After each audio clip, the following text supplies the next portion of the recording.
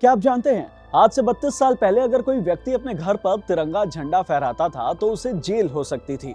जी हाँ, उस वक्त देश में तिरंगा झंडा फहराने को लेकर कानून बड़े सख्त थे।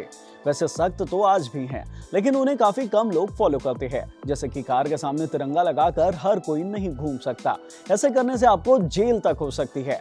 लेकिन आज सड़कों पर ऐसी कई गाड़ियां आपको दिख सकती हैं जिसमें तिरंगा लगा होता है, लेकिन ये कानूनन अपराध है। तो चलिए इस वीडियो में आपको बताते हैं कि आखिरकार देश में तिरंगा फहराने के क्या नियम है और क्या करने से आपको जेल हो सकती है। Hello everyone, I am Himanshu and you are watching Uncut. देश जब आजाद हुआ तो उसके कुछ सालों बाद एक कानून लेकर आया गया जिसका नाम था emblems and names prevention of improper use act 1950 और फिर करीब 2 दशक बाद prevention of insult to nation honour act 1971। इस कानून के तहत आजादी के कई सालों तक आम लोगों को अपने घर पर तिरंगा फहराने का अधिकार नहीं था। मशहूर उद्योगपति और पूर्व सांसद नवीन जिंदल ने आम नागरिकों को तिरंगा फहराने का अधिकार दिलवाया था। दरअसल साल 1992 में जब अमेरिका से पढ़ाई कर नवीन जिंदल वापस देश लौटे तो उन्होंने अपनी फैक्ट्री में हर दिन तिरंगा फहराना शुरू कर दिया। इसके बाद प्रशासन ने उन्हें कड़ी चेतावनी दी क्योंकि उस वक्त ऐसा करना गैर कानूनी था। ऐसे में नवीन जिंदल कोर्ट चले गए और फिर साल 1996 में सुप्रीम कोर्ट ने नवीन जिंदल की याचिका पर फैसला दिया कि तिरंगा फहराना देश के हर नागरिक का मौलिक अधिकार है। हालांकि साल 2022 में केंद्र सरकार ने फ्लैग कोड में 2 बड़े बदलाव कर दिए हैं। पहला तो ये था कि अब तिरंगे को रात में भी फहराया जा सकता है। पहले नियम ये कहता था कि तिरंगे को सिर्फ सूर्योदय से सूर्यास्त तक फहराया जा सकता है, लेकिन अब सरकार ने तिरंगे को 24 घंटे फहराने का अधिकार दे दिया है, यानी कि अब आप दिन या रात किसी भी वक्त तिरंगा फहरा सकते हैं।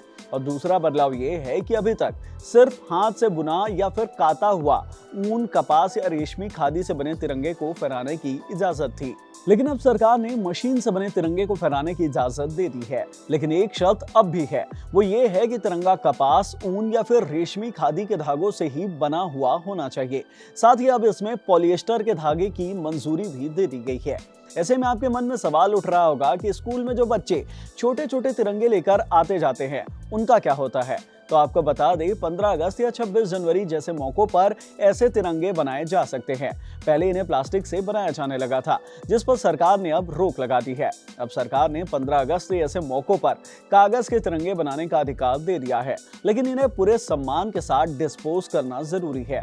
एक चीज और, तिरंगा के साइज को लेकर कुछ लोगों को कंफ्यूजन होता है कि तिरंगा किस साइज का फहराया जा सकता है। तो आपको बता दें, साइज की कोई सीमा नहीं है, बस शर्त ये है कि तिरंगा 3:2 का होना चाहिए, यानी कि आयताकार होना चाहिए।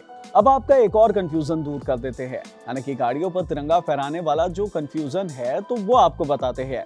तिरंगा फहराना हर एक नागरिक का मौलिक अधिकार तो है ही, लेकिन इसका मतलब ये नहीं है कि आप इसे अपनी गाड़ी पर लगाकर घूम सके। फ्लैग कोड के मुताबिक सिर्फ कुछ संवैधानिक पदों पर मौजूद लोगों को अपनी गाड़ी पर तिरंगा लगाने का अधिकार है। राष्ट्रपति, उपराष्ट्रपति, प्रधानमंत्री, केंद्रीय मंत्री, केंद्रीय राज्य मंत्री, लोकसभा के अध्यक्ष, उपाध्यक्ष, राज्यसभा के सभापति, राज्यों के राज्यपाल यानी कि गवर्नर्स, विदेशों में नियुक्त एम्बेसडर, मुख्यमंत्री, राज्य के कैबिनेट मंत्री और विधानसभा के अध्यक्ष जैसे लोगों को अपनी ऑफिशियल गाड़ी में तिरंगा लगाने का अधिकार है। इसके अलावा भारत के चीफ जस्टिस, हाई कोर्ट के चीफ जस्टिस, सुप्रीम कोर्ट और हाई कोर्ट के जज भी अपनी ऑफिशियल गाड़ी में तिरंगा लगा सकते हैं। यानी कि हम आम लोग अपनी गाड़ी में तिरंगा लगाकर नहीं घूम सकते, कानून इसकी इजाजत नहीं देता है।